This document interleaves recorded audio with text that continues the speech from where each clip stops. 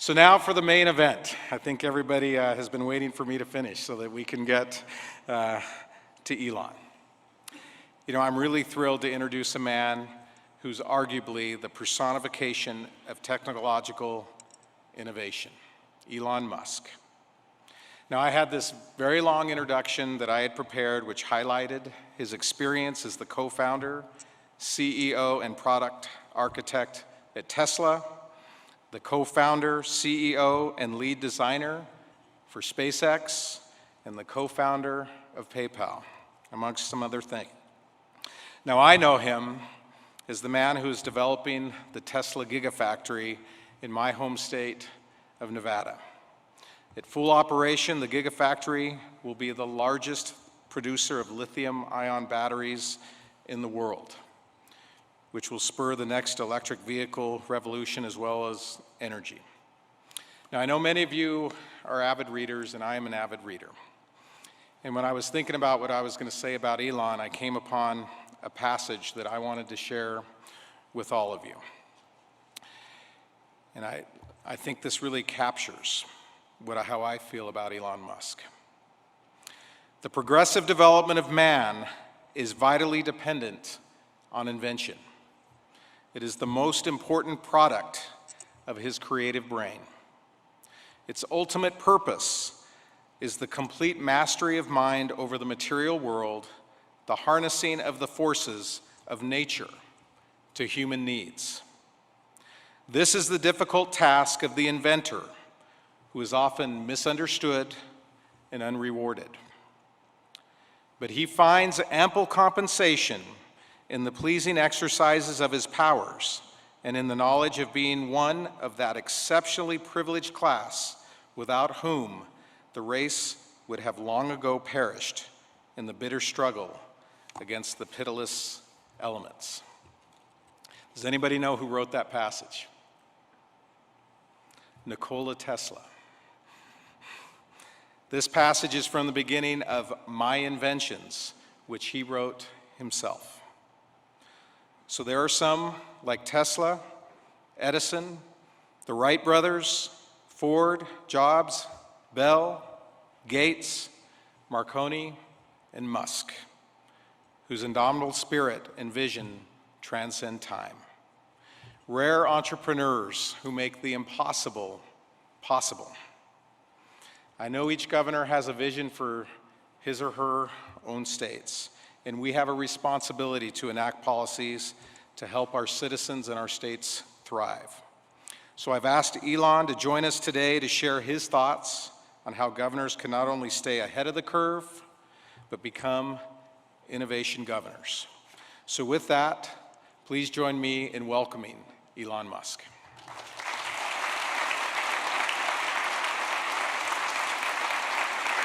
Hey. Good to see you.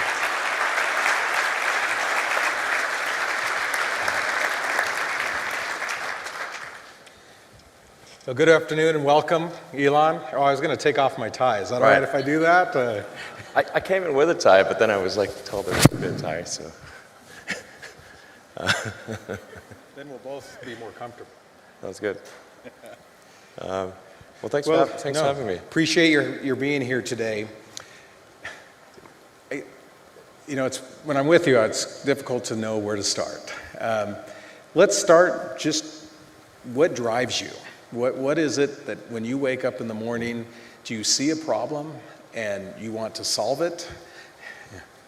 I think the thing that drives me is that I want to be able to think about the future and feel good about that.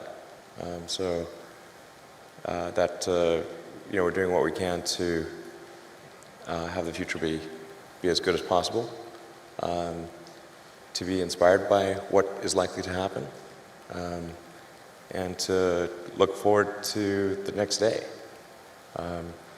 So that's what really drives me is trying to figure out how do we make sure that things are great and going to be so, and that's the underlying principle behind Tesla and SpaceX, is that I think it's pretty important that we accelerate the transition to sustainable generation and consumption of energy.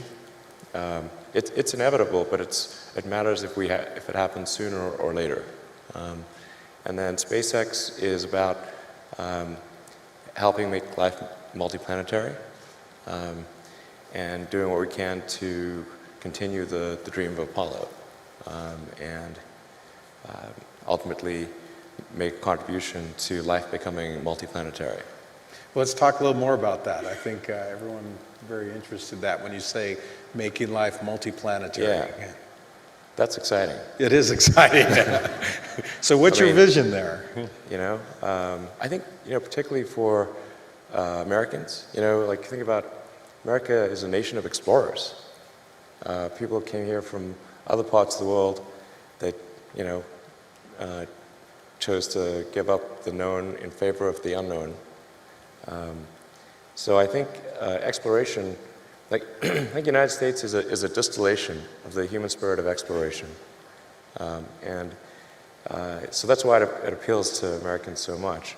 You can see this when, say, there was a shuttle tragedy and 7 people died. And that's terrible, but a lot of people die all the time. But why do we care so much? Because it was the dream of exploration that was dying along with those people. That's why. No, and I'm one of those, and probably like many of you, remember exactly where you were when that tragedy happened. So you have 30 plus governors here today, and we're very excited about your willingness to be with us. And you hopefully heard me talk a little bit about my initiative, which is being ahead of the curve. What do you tell us as governors? What should we be thinking about in terms of innovation and developing public policy for the future? Well, it sure is important to get the rules right. It's sort of, in terms of legislative and executive actions, it's sort of like, think of, say, like professional sports or something. If you don't have the rules right, if there isn't, if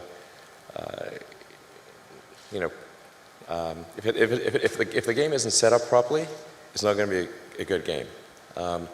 So it's real important to get the rules right. Now, I think it's worth noting that I think still in the United States the rules are still better than anywhere else.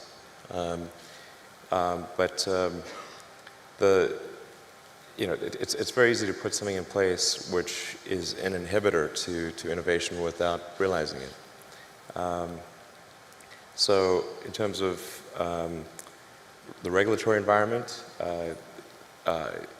it's always important to bear in mind that regulations are immortal, and they never die unless somebody actually goes and kills them, and then they get a lot of momentum. So a lot of times regulations can be put in place for all the right reasons, but then nobody goes back and gets rid of them afterwards when they no longer make sense. And there used to be a rule in the early days when people were concerned about automobiles, because that was a pretty scary thing, to see a carriage just going wrong by itself. Mm-hmm. You never know what those things might do. So there were like rules where you had to, in a lot of states, where you had to carry a lantern in front of the automobile. It had to be like 100 paces ahead of the automobile. There had to be someone with a lantern on a pole. I'm like, okay, but you should really get rid of that regulation. And they did, because it would really be awkward. So just regulations, even if done correctly and being right at the time, it's always important to go back and scrub those, periodically to make sure they're still sensible and they're still serving the greater good. I think in terms of tax structure, what is economically incented and what is not economically incented, just make sure that the incentive structure is correct. I think I'm saying just totally common sense things here. But it's economics 101. Whatever you incent will happen. So if you incent one thing, that thing will tend to happen more than the other thing. If you incent another thing, that thing will happen. And so the economics should favor innovation.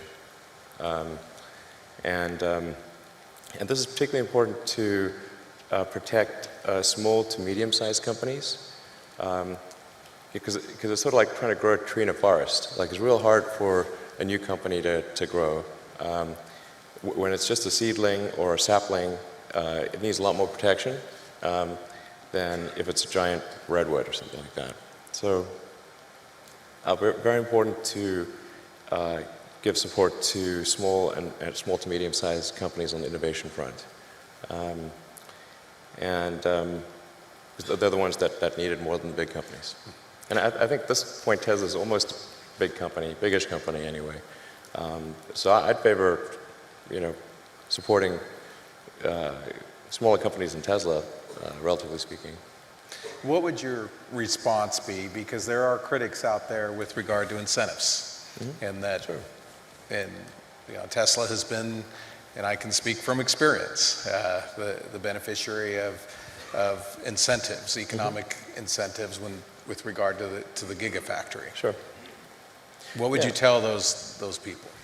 Yeah, I think, well, first of all, as you know, those incentives were a little overstated. In the case of the Gigafactory, it's a $5 billion investment, capital investment, to get that factory going. And I didn't actually know this until, by the way, I didn't know this until we did the press conference. Actually, that over 20 years, the Nevada incentives added up to $1.3 billion. I actually didn't even know this. But it's, Now he's telling. Go ahead. literally, I learned it at the press conference. I'm like, really? No, but I mean, the thing is that they took what added up over 20 years and made it sound like Nevada was writing us a $1.3 billion check. And I'm still waiting for that check. Did it get lost in the mail? I don't know. But this is the way the press works, of course. Now if you divide 1.3 billion by 20, okay, then it's like, okay, Tesla's on average receives a sort of a tax. It's basically sales and use tax abatement is what it amounts to. So Tesla gets we get on the order of 50 to 60 million of sales and use tax abatement divided over 20 years. But this is for something which has a $5 billion capital cost just to get going, and then would have to generate about $100 billion over that period of time to achieve a $1.3 billion tax benefit. So essentially, it's a little over 1% over that period of time, and that's great, okay? But it's not, it's not the way it was characterized in the press. Because if it's put in the proper context, it sounds like, okay, well, that's neat, It's about 5% helpful on setting up the factory and about 1% helpful over the next 20 years. Cool. That actually sounds pretty reasonable. Yeah. So that was helpful, but there are a lot of other factors as well. We actually had slightly bigger incentive packages from some other states that were offered, but we factored in how quickly could we get the Gigafactory into operation, what were the risks associated with that progress, what would be the logistics costs over time of transferring battery packs and powertrains to a vehicle factory in California, and all of those factors weighed together is what led us to make the decision in favor of Nevada. And working with your team was great. It was very forward-leaning. A big part was also just like making sure you feel really welcome, within the state. That's sort of what led us to make the decision for the Gigafactory. And then we have another factory in New York doing solar panels. Also, actually, will be the biggest solar panel producer in North America when it's done. And then we expect us to establish probably at least 2 or 3 more gigafactories in the US in the next several years, as well as a couple overseas. But the overall objective of Tesla is really what set of actions can we take to accelerate the advent of sustainable production and consumption of energy. I think the sort of the way I would assess the historic good of Tesla is in terms of how many years of acceleration was it, you know, and if we can accelerate sustainable energy by 10 years, I would consider that to be a great success. Even if it was only 5 years, that would still be pretty good. That's the overarching optimization. So you've talked about interplanetary travel and sustainable energy and the vehicles a little bit. What would you want things to look like in 5 to 10 years associated with energy Sure. and with autonomous vehicles, electric vehicles? Well, I think things are going to grow exponentially. So there's a big difference between 5 and 10 years.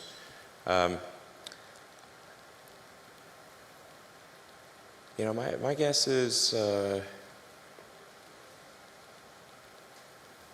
probably in 10 years, more than a half of new vehicle production is electric in the United States.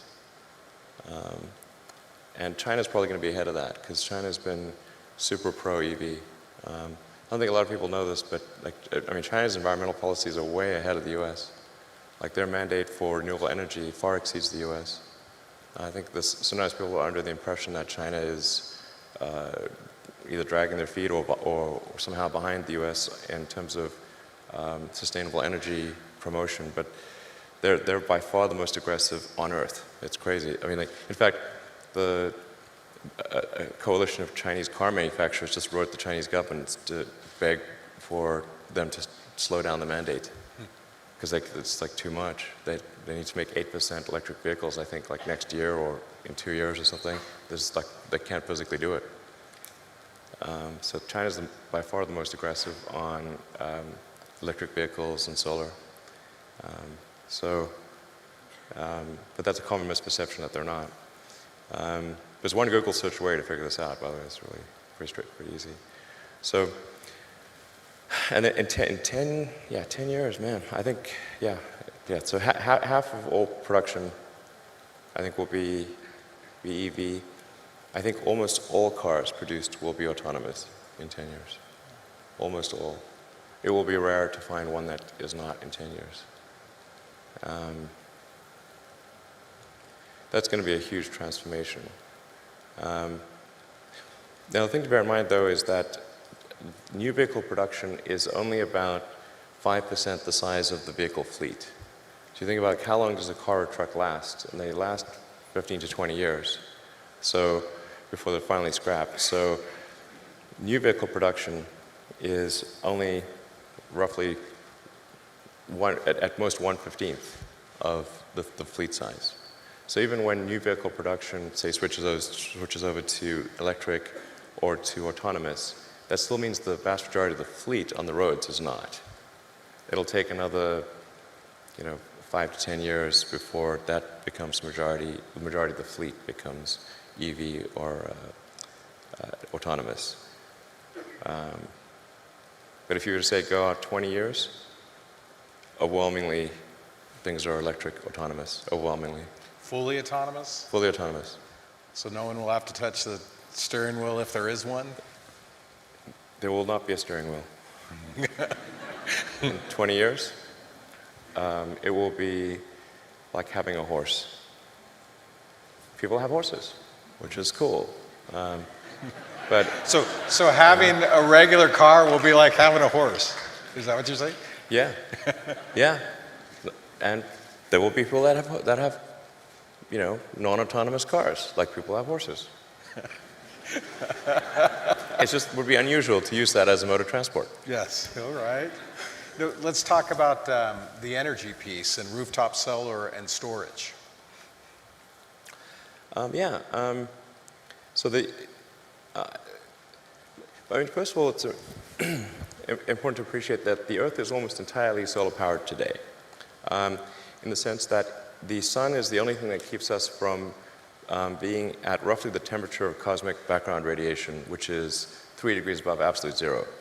If it wasn't for a sun, we'd be a frozen dark ice ball. And the amount of energy that hits the sun, that reaches us from the sun, is tremendous. It's 99% plus of all energy that Earth has. Then there's this energy we need to use to run civilization, which to us is big, but compared to the amount of energy that reaches us from the sun is tiny. So it's very easy, like it actually doesn't take much. If you wanted to power the entire United States with solar panels, it would take a fairly small corner of Nevada, Texas, Utah, anywhere.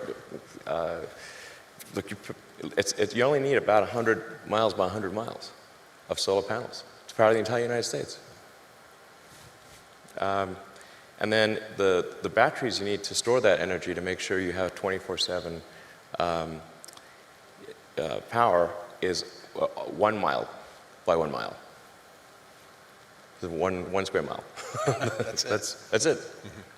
I showed the graph of or image of this where this is what 100 miles by 100 miles looks like. It's like a little square on the U.S. map. And then there's a little pixel inside there, and that's the size of the battery pack that you need to support that. Real tiny. So, Will, you talked about 20 years from now, none of us, well, some people will still be using horses or It won't be zero. yeah. But It's too rare. So what will the energy piece look like? I mean, will there be transmission lines? Will there be a need? Yeah, I think there's use of energy is roughly divided into 3 areas.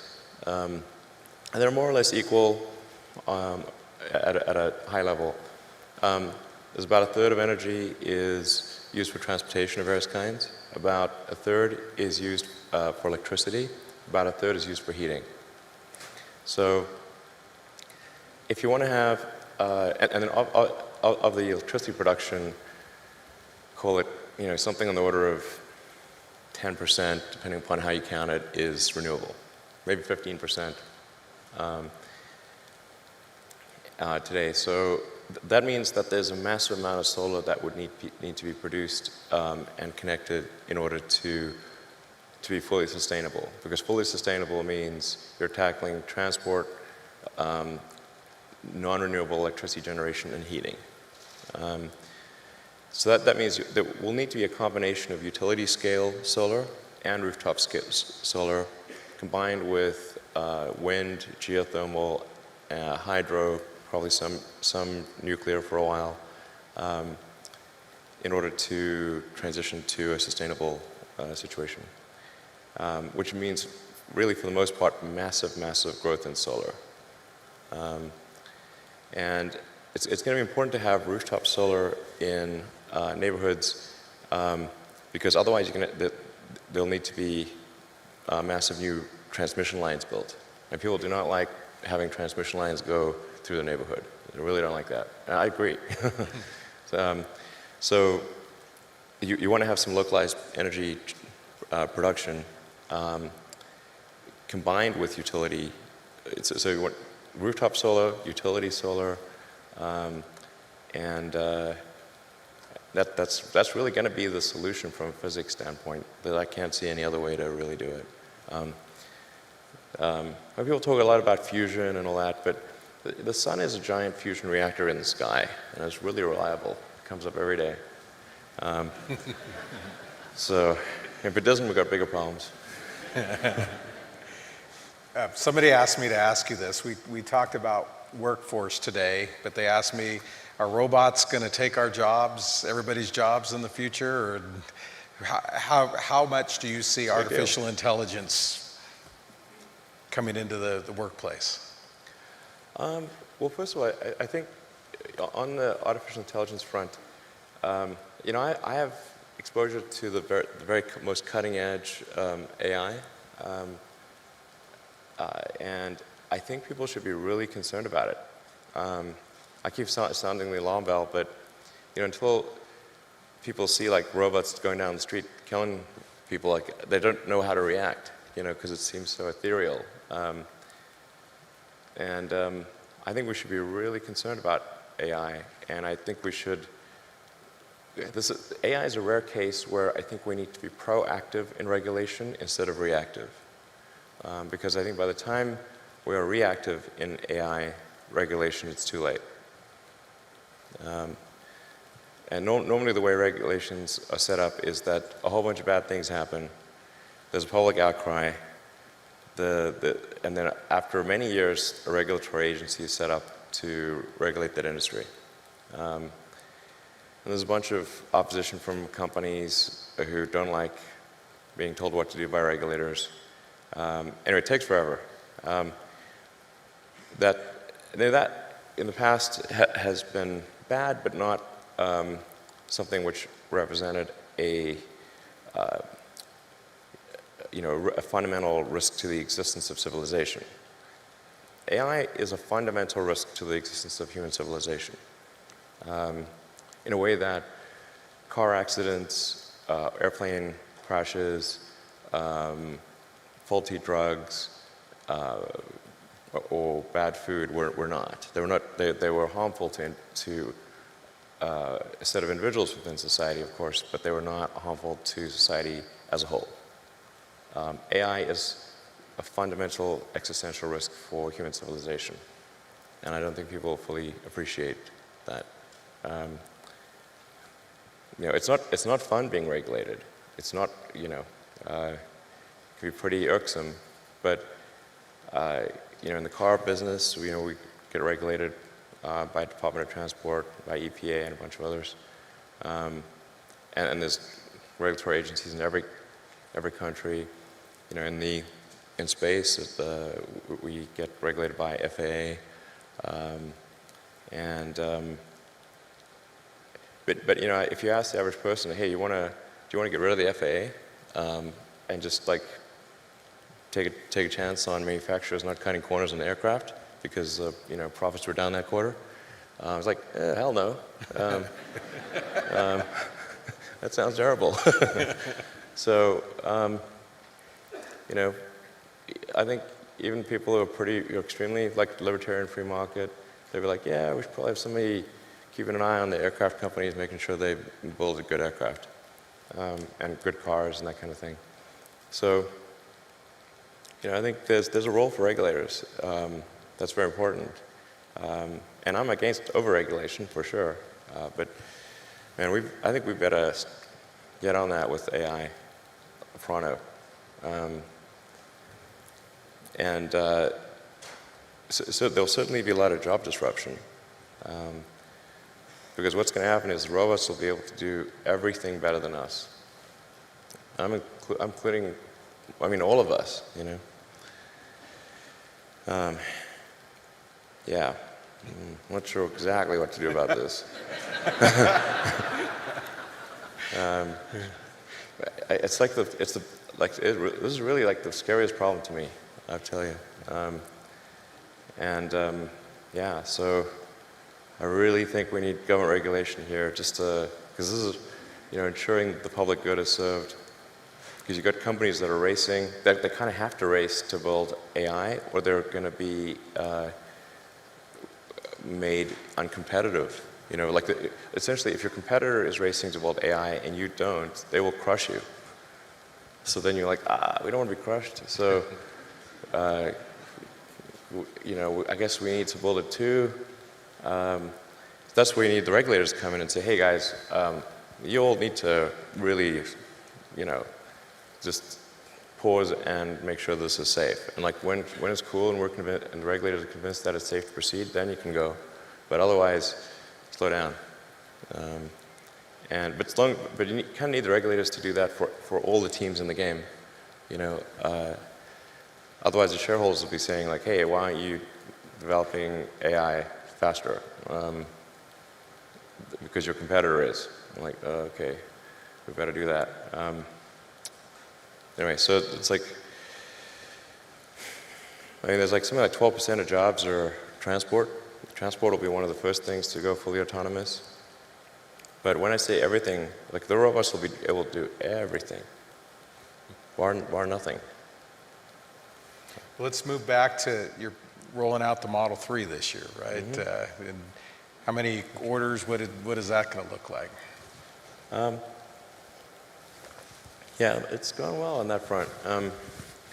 We got, I don't know, more. I think like if somebody orders a Model 3 today, they'd only get it probably late next year. We actually just started production. Made the first production unit last week.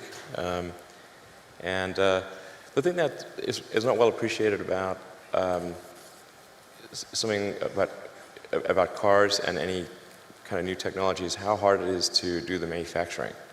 It is vastly harder to do the manufacturing by a factor of 100, like 100, than to make that car, to make one of something. Like, with maybe 50 or 60 people, we could make a prototype of practically anything in 6 months. Now to manufacture that thing, we need 5,000 people to spend 3 years, and that's considered really fast.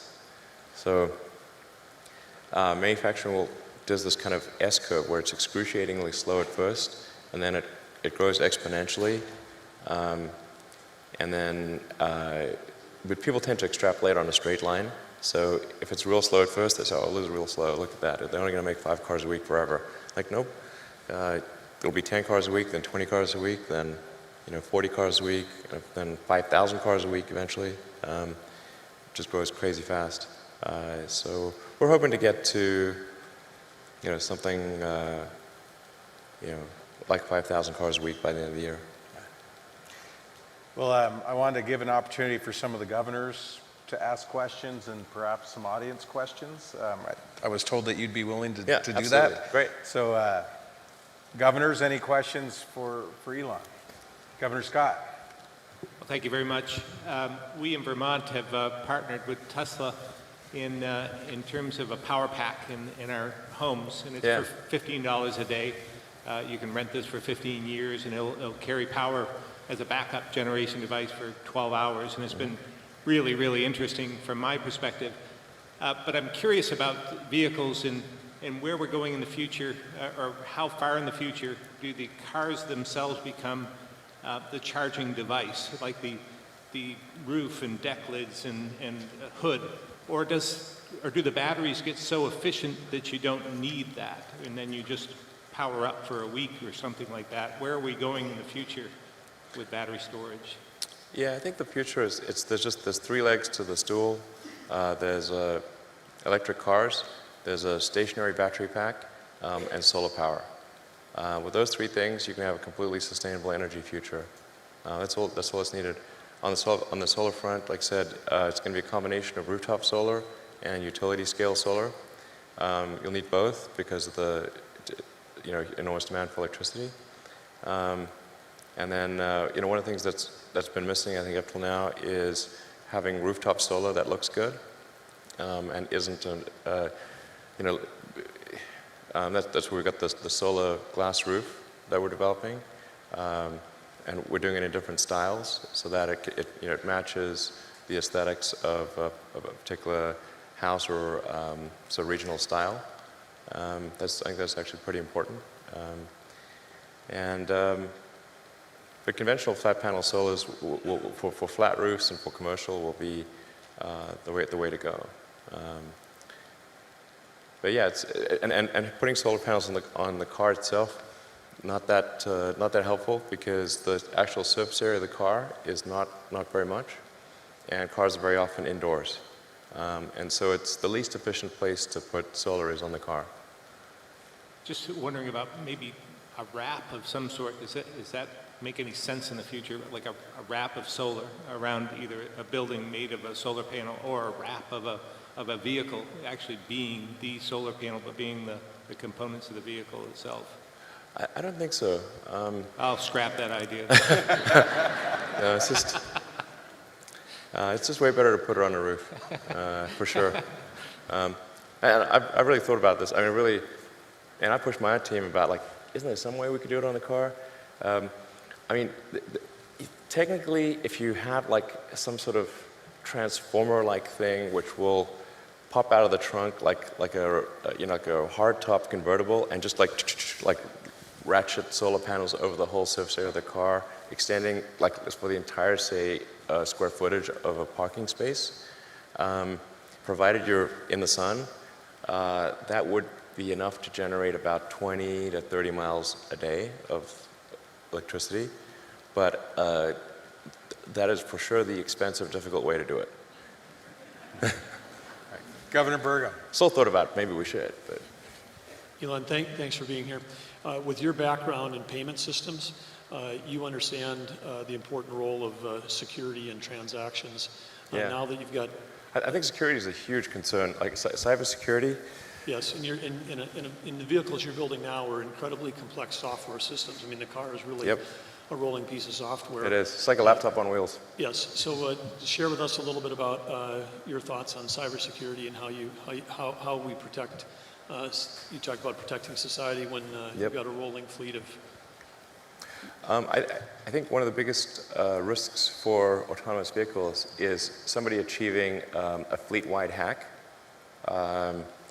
In principle, if somebody was able to hack, say, all of the autonomous Teslas, they could say, I mean, just as a prank, they could say, like, send them all to Rhode Island from across the United States. And they'll be like, well, okay, that would be the end of Tesla. And there'll be a lot of angry people in Rhode Island, that's for sure.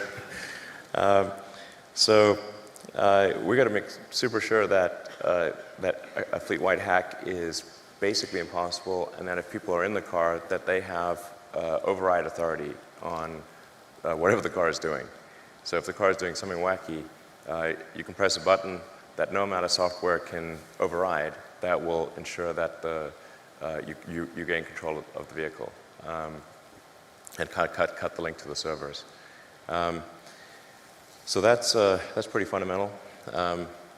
Within the car, we actually have, even if somebody gains access to the car, there are multiple subsystems within the car that also have specialized encryption. So the powertrain, for example, has specialized encryption.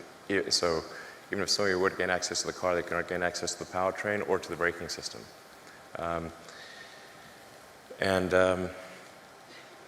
it is my top concern from a security standpoint at Tesla is making sure that fleet-wide hack or any vehicle-specific hack can occur. They have the same problem with cell phones. It's kind of crazy today that we live quite comfortably in a world that George Orwell would have thought was super crazy. Like we all carry a phone with a microphone that can be turned on really at any time without our knowledge, with a GPS that knows our position, and a camera, and well, kind of all of our personal information. We do this willingly, and it's kind of wild to think that that's the case. So the phone, like Apple and Google, kind of have the same challenge of making sure there cannot be a fleet-wide hack or a system-wide hack of phones, or a specific hack. So that's our top concern. Yeah, it's going to become a bigger and bigger concern. I think Tesla's, I don't want to tempt fate here, but Tesla's pretty good at software compared to the other car companies.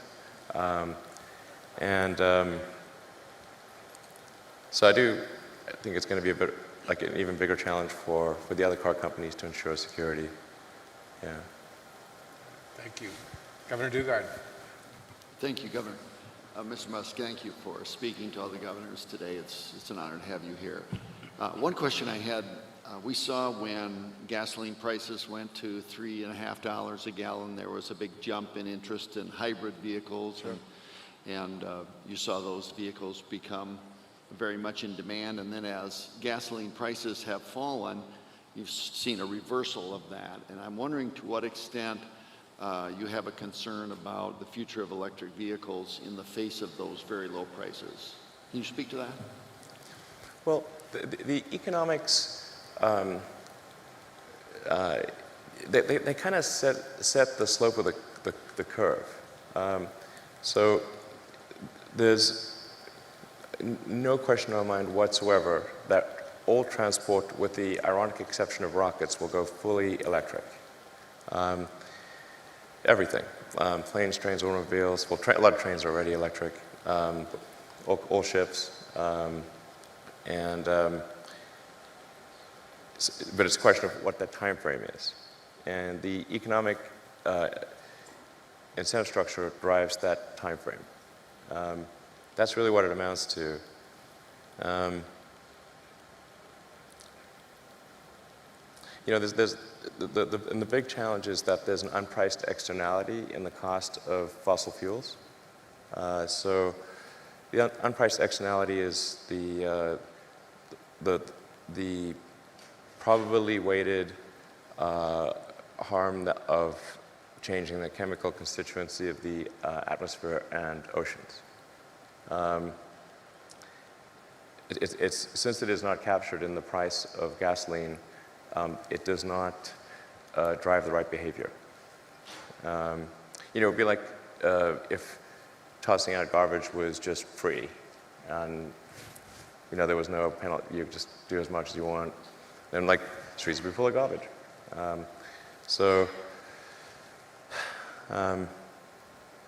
And we regulated a lot of other things like sulfur emissions and nitrous oxide emissions and that kind of thing. It's done a lot of good on that front.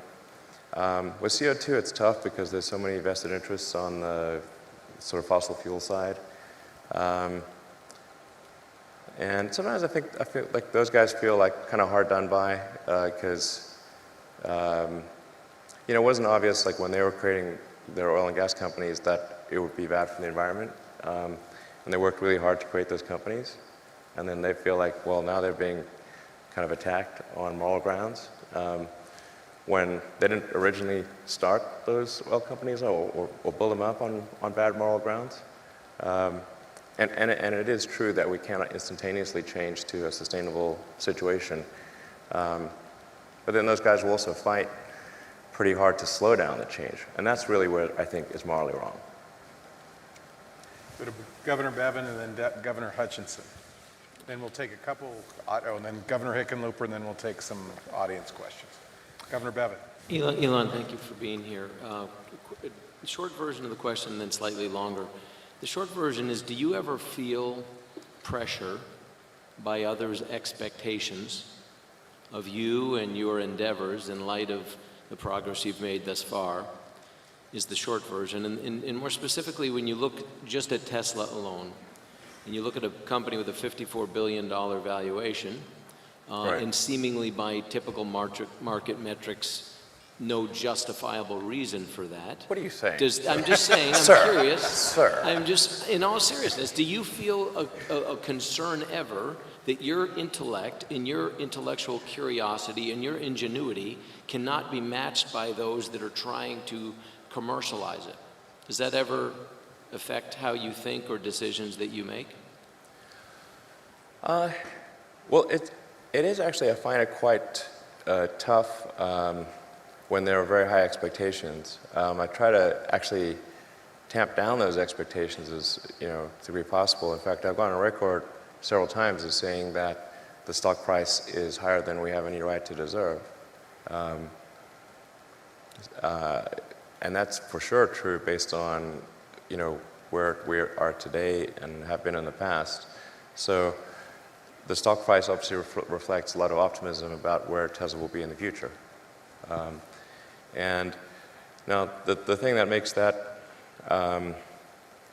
quite a difficult emotional hardship for me is that those expectations sometimes get out of control. And I hate disappointing people. And so I'm trying real hard to meet those expectations, but that's a pretty tall order. And a lot of times it's really not fun, I have to say. A whole lot less fun than it may seem. So, yeah. I mean, I don't ever sell any stock unless I have to for taxes. So, you know, I've said publicly, I'm not going to like take money off the table. You know, I'll be last. I'm going down with the ship. So I'll be the last to do it. Yeah, I mean, it's. Oh, I really wouldn't recommend anyone start a car company. I really wouldn't recommend it. It's not a recipe for happiness and freedom. Thanks, Governor Bevin. Governor Hutchinson. Mr. Musk, Asa Hutchinson from Arkansas, thank you for your frank observations about exploration. You know, I look at the spirit of invention and the spirit of exploration, which is really the hallmark of America. What is your comment on NASA, its mission? I was in Congress, I supported NASA, but I always feel like it's floundering, does not have the support of the American people that's needed. What's your comment on NASA, its mission, and what advice would you give us? Sure. Well, first of all, I should say I'm a big fan of NASA. In fact, at one point, my password was "I love NASA." Literally, that was my password. You know, I think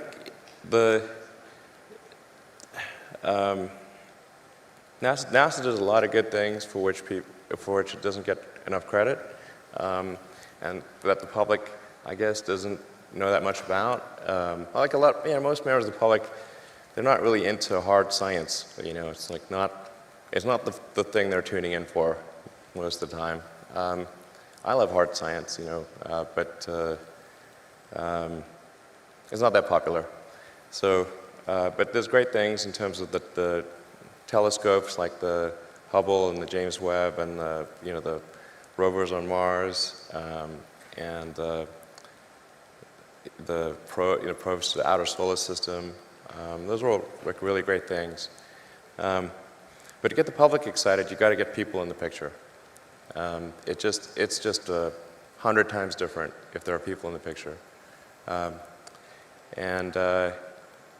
You know, if there's some criticism of NASA, it's like important to remember people in the picture. You know, if you want to get the public support. But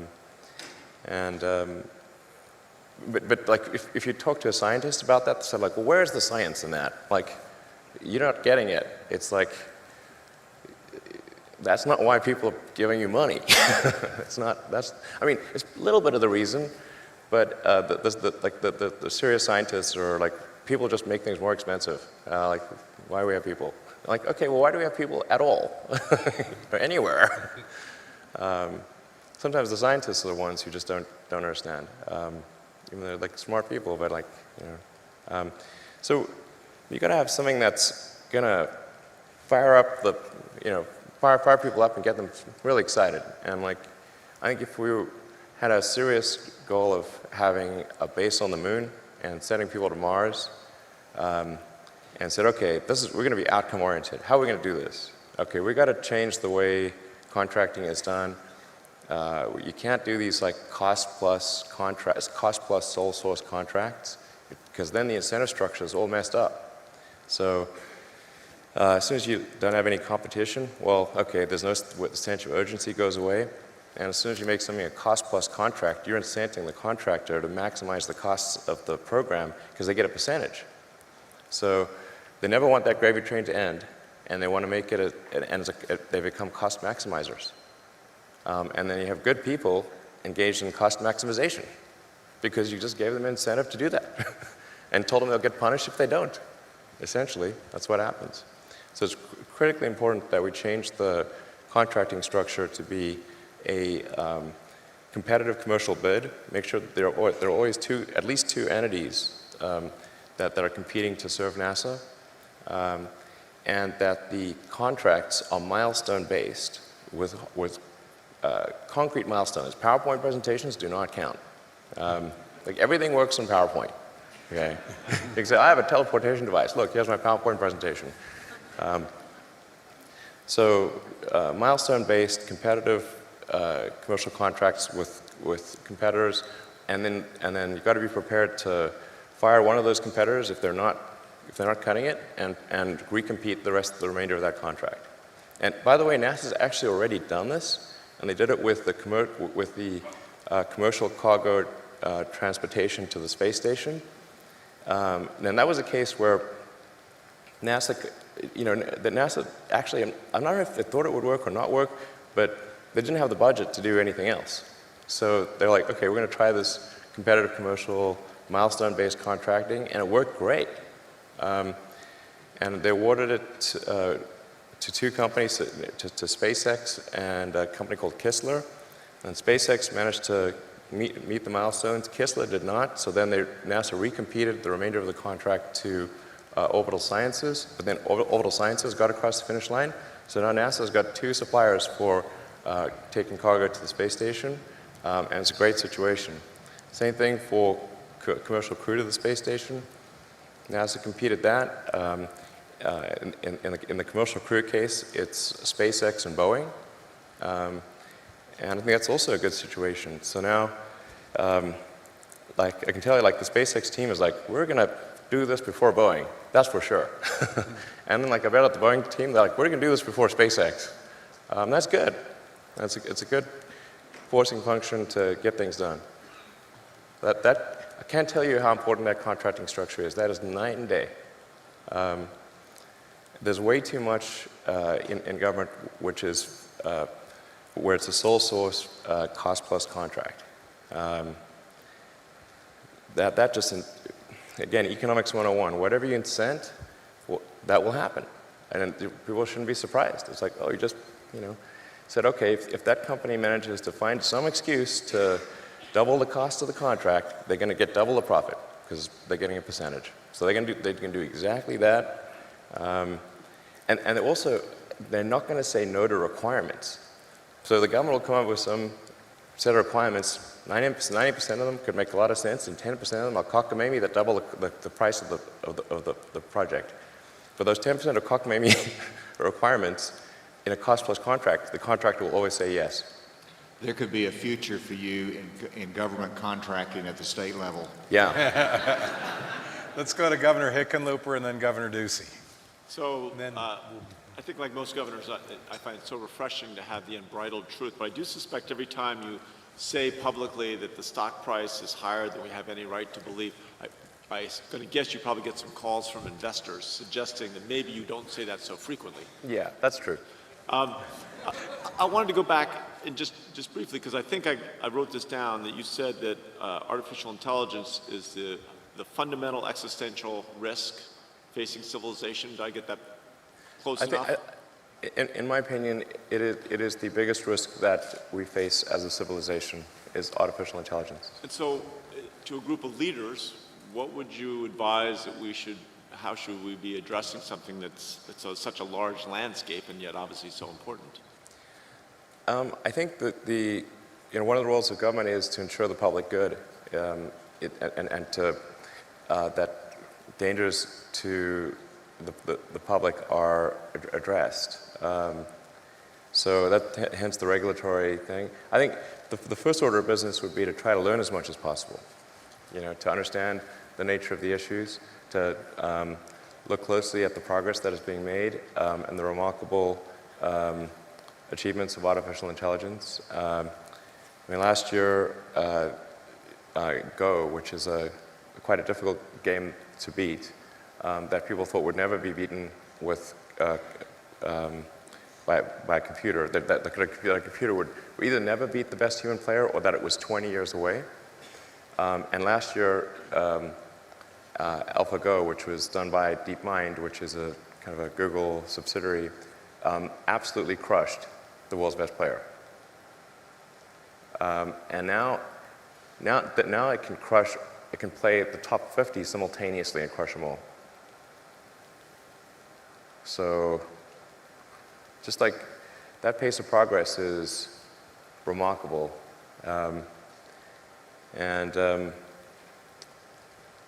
and you can see more and more coming out. I think the robotics, you can see robots that can learn to walk from nothing, within hours, like way faster than any biological being.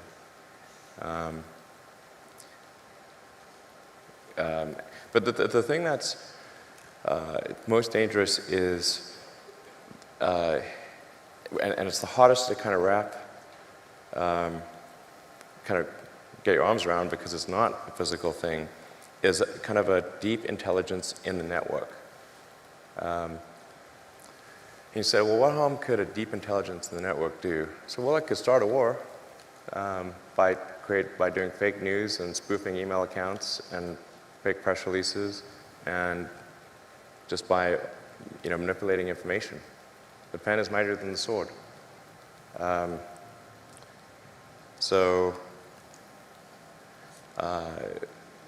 mean, as an example, I want to emphasize, I do not think this actually occurred. This is purely a hypothetical that I'm digging my grave here. But there was that second Malaysian airliner that was shot down on the Ukrainian-Russian border, and that really amplified tensions between Russia and the EU in a massive way. Well, let's say if you had an AI that was where the AI's goal was to maximize the value of a portfolio of stocks. One of the ways to maximize value would be to go long on defense, short on consumer, start a war. And then how could it do that? Well, hack into the Malaysian Airlines aircraft routing server, route it over a war zone, then send an anonymous tip that an enemy aircraft is flying overhead right now. Let's go to Governor Ducey, and then we'll have, after Governor Ducey, we'll finish our gubernatorial questions, and then 2 questions, and quick questions, or 1 audience question, and then we'll be done. We're running short on time. Governor Ducey. Thanks, Elon. I really enjoyed your comments today. And as someone who has spent a lot of time in his administration trying to reduce and eliminate regulations, I was surprised by your suggestion to bring regulations before we know exactly what we're dealing with AI.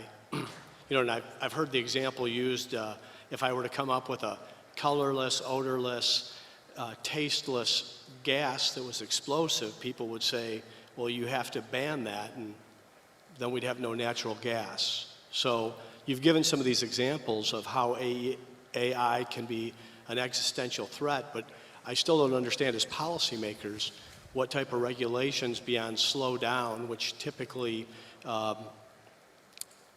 policymakers don't get in front of entrepreneurs or innovators. Well, I think the first order of business would be to gain insight. Right now, the government does not even have insight. And I think the right order of business would be to stand up a regulatory agency, initial goal, gain insight into the status of AI activity, make sure the situation is understood. Once it is, then put regulations in place to ensure public safety. That's it.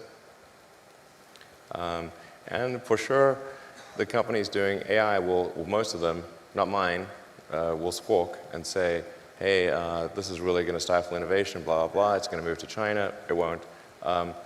And it won't, because has Boeing moved to China? Nope. They're Boeing aircraft here. Same on cars. And so the notion that if you establish a regulatory regime, that companies will just simply move to countries with lower regulatory requirements is false on the face of it, because none of them do. Unless it's really overbearing, but that's not what I'm talking about here. I'm just talking about, making sure that there is awareness at the government level.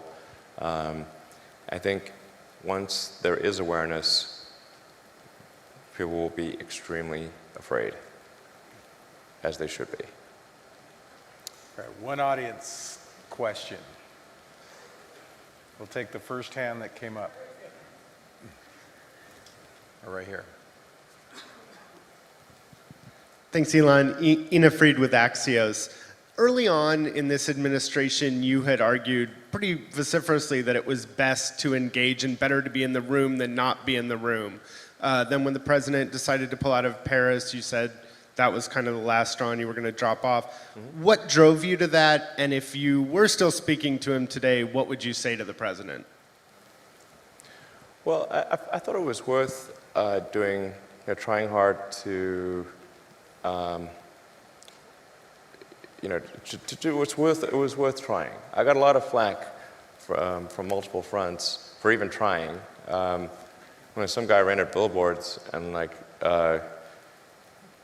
attacking me and full-page ads in the New York Times and whatnot, just for being on the panel, and in every meeting I was just trying to make the arguments in favor of sustainability, and sometimes other issues like we need to make sure that our immigration laws are not unkind or unreasonable,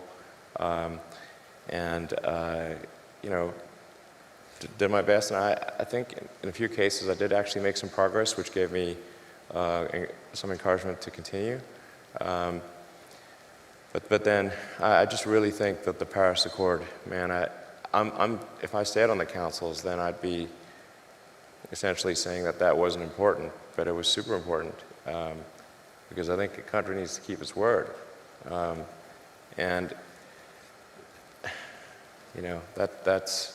It's not even a binding agreement. So we could always slow it down. The argument that there would be job losses, well, we could see if there are job losses before we exit the agreement. And maybe there won't be job losses, maybe there'll be job gains. But yeah, there's just no way I could stay on after that. So, did my best. All right, well, everybody, if you would please join me in thanking Elon for being here today. All right. Thank you. Thank you. All right.